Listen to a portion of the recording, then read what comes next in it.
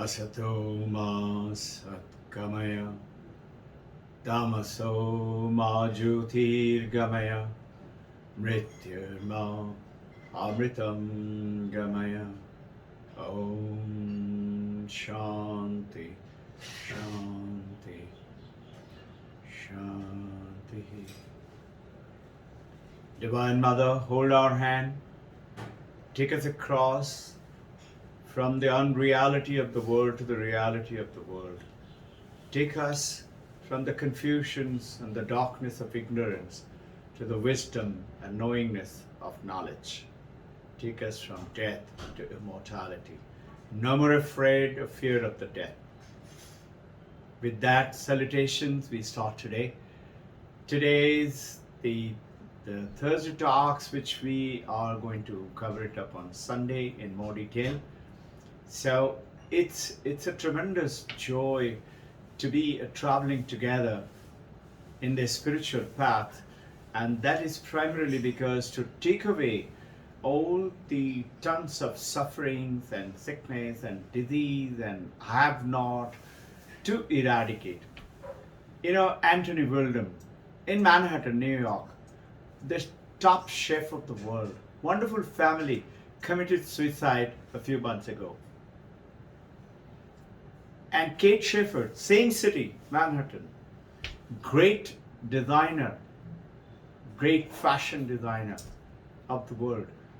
Perfect family, no shortage of money, no shortage of food, but yet the mind is the trouble.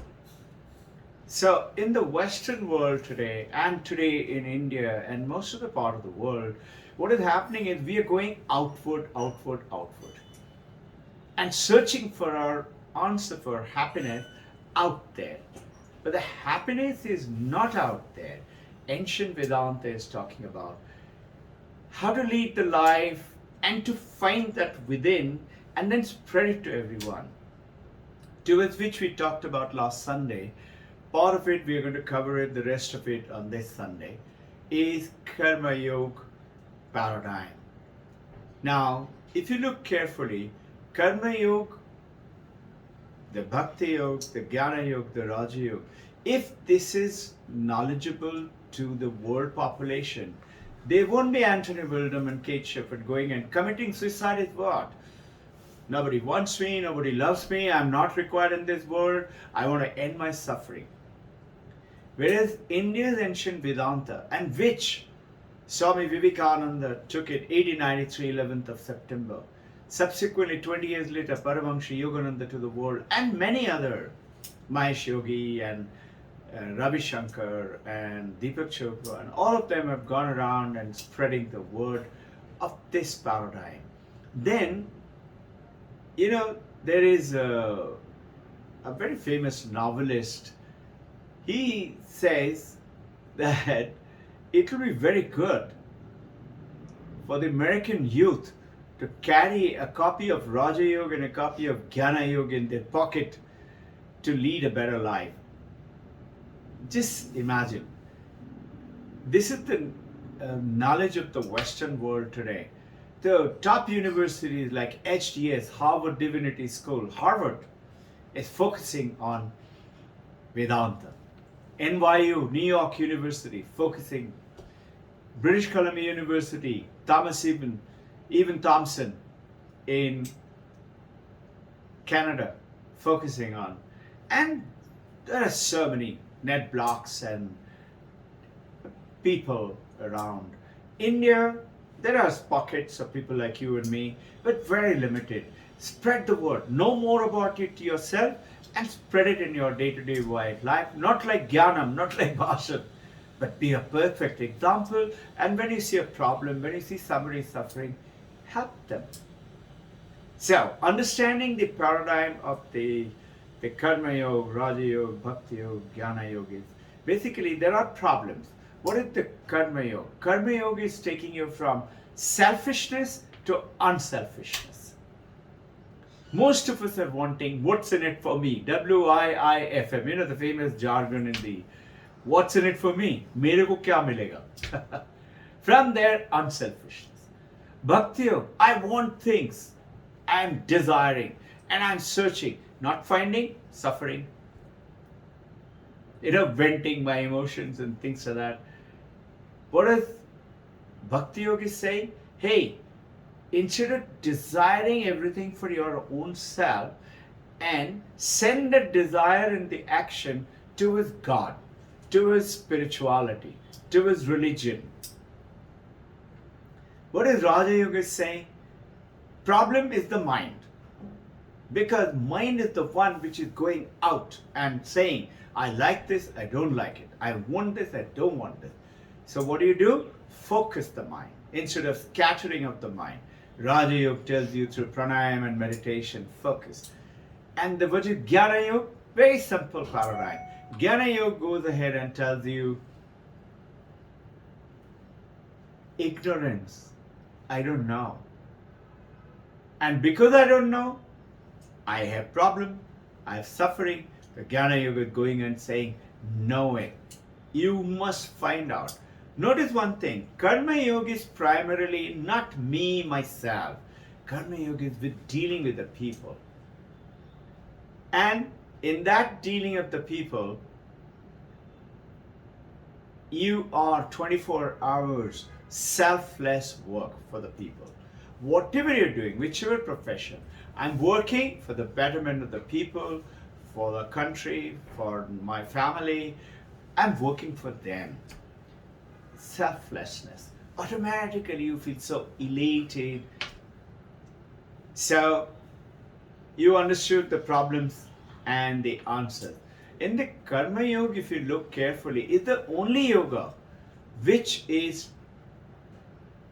talking about not private. Bhakti Yoga, I have to do it, it's private. Raja Yoga, I have to do the practices, private. And Jnana Yoga, I have to study and learn, it's private. Karma Yoga is only dealing with the people. Now in this understanding, Karma Yoga is engaging with the world, with the people outside, in which there are certain basic understanding that you need to make it spiritual, the Karma Yoga. How to make spiritual? Karma Yoga is not all work. There is generally a paradigm you will see in the newspaper.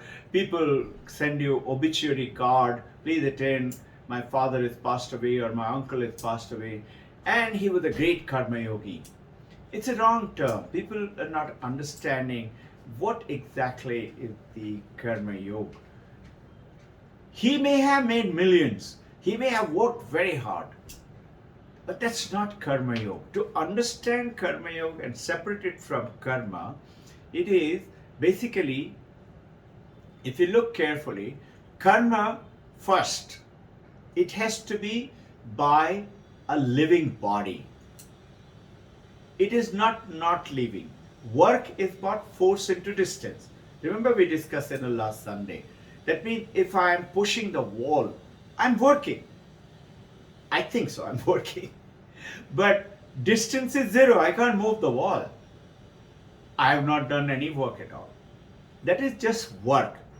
But in the living being and non-living being, understand, let's say Deep Blue, computer, defeating the Grandmaster in chess. Grandmaster is feeling very bad, he's defeated. Or if he wins against the Deep Blue, he feels very happy. But the Deep Blue has no emotion, whether he is lost or not. Now, that is the first. It has to be living body and not living. There has to be the second is there has to be a kartitva. There has to be a person working at it. Kartitva. Somebody has to take onus of responsibility. I have done it. That is Karma Yoga. Number 3. This is basically I'm talking about karma. Karma Yoga I'll tell you later. This is karma. Karma is work, and in the Karma Yoga first was the living body. Second is kartitva. There has to be a doer. And third is bhaktitva. There is somebody who is going to bear the result. And this is where you notice the understand a moral obligation has to come in. I have done it. I'm the one who's responsible. The third comes in, the fourth now, is the morality. moral obligation. And the fifth is you have to be aware that there has to be a cosmic result. Every action that I do, there is a result. But the beauty is that it is not the end. I do a lot of good work, I will have a lot of good life. But it is not only. Yes, it is there. I have a lot of bad work, I will suffer from the bad work. I cannot blame anybody. It is me. My work, I have to suffer. So Swami Vivekananda says in very famous Song of Sannyasi, good, good, bad, bad, all faces the law. Now that you have a form, you have to face the life too. This is going into that basic understanding of the 5 reasons, which is called. Now the fifth, the cosmic result. Now in the dharma, which is Vedantic expression of dharma, dharma is what it needs to have, as per Vedanta, 2 things. One is pravritti, the other one is nivritti. When you understand pravritti and nivritti, don't look at the confusion of the word or the meaning. Don't get complicated. Just understand. Pravritti is what? Doing circling outwards. Like centrifugal force and centripetal force. Remember those, no?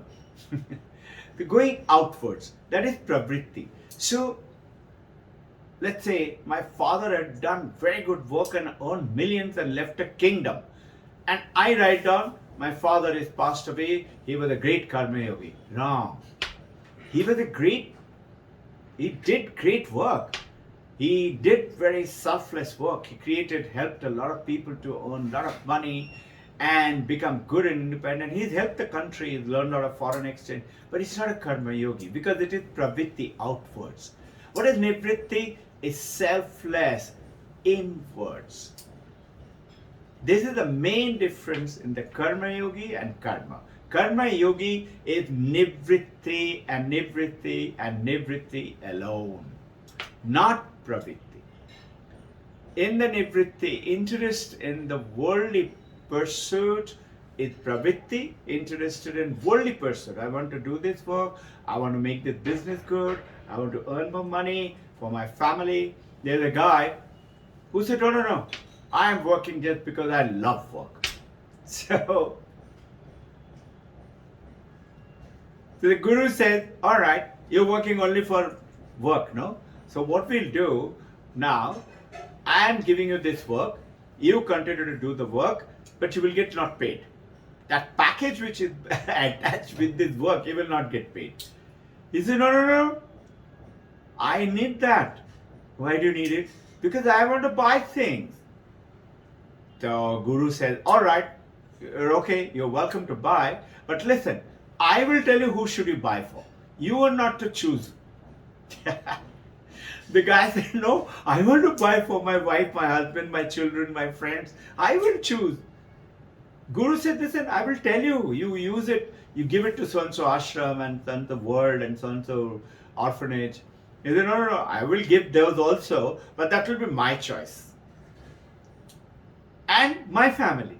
The moment you do that, notice this is pravritti and it is self-oriented. I'm the one, whereas in the nivritti, entirely it is outside. The Vedic religion, Shankaracharya,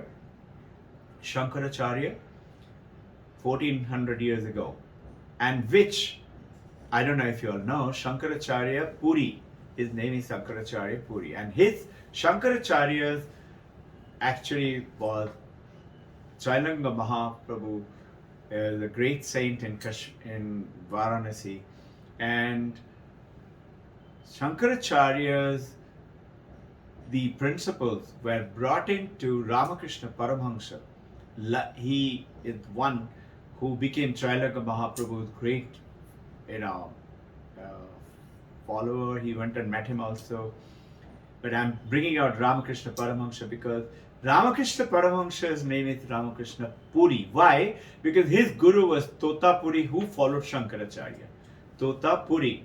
Actually, I don't know, if you Ramakrishna mission anybody, they're supposed to be that Swami Puri. Vivekananda is Puri. Swami Sarva Priyananda is Puri. So once somebody asked Vivekananda, are you Vivekananda Puri? The Vivekananda made it a joke and he said, no, I'm Kachori. Whereas Swami Sarvapriyananda, once he was in Himalaya and he saw one great saintly looking guy quietly sitting in one lonely corner and looking at the mountain, deep in thoughts and meditation. He's not in meditation, just silently sitting. So he felt like going and sitting and learning something. He goes and starts talking to him. He says, Naam kya hai? He asked Swami Sarvapriyananda. I heard it from his mouth. Sarvapriyananda said, I am Swami Sarvapriyananda. And this gentleman knew that he is of Ramakrishna order, and he said, Puri kaha gaya? Because Sarvapriyananda didn't say, I am Sarvapriyananda Puri. He said, Puri kaha gaya? Kha gaya kya? So then Sarvapriyananda says, so they understand that, understanding of the Shankaracharya. Shankaracharya goes ahead and says that the Vedic religion is twofold. One is the part of the pravitti, which is outwards, and second is the part of the nivritti. Nivritti is totally within selfless work.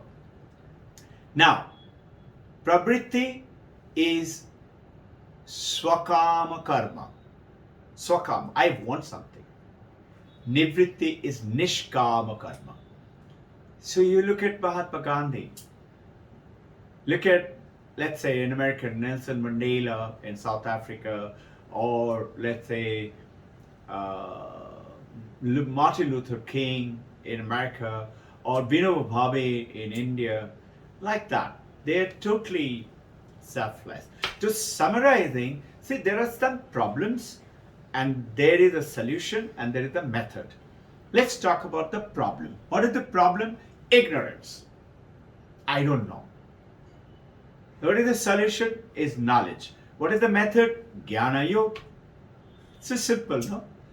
What is the problem? Scattering of the mind. My mind is always scattered, thinking. Called Vikshepa. What is the solution? Focusing of the mind. What is the method? Raja Yoga, meditation. Let's say impure mind. Chittamala. Mind is impure. Chittamala. What should you do? Purity of the mind. What is the answer? Karma Yoga. Earlier, I told you scattering of the mind, Vikshepa. What is the problem? Focusing of the mind. That is Raja Yoga and Bhakti Yoga, both. Ignorance, knowledge, Jnana Yoga. Okay? So with this, now we go ahead and understand that focusing is required. There is a slight difference between Shankaracharya and Vivekananda, though they are not separate from each other. Vivekananda is not opposing Shankaracharya.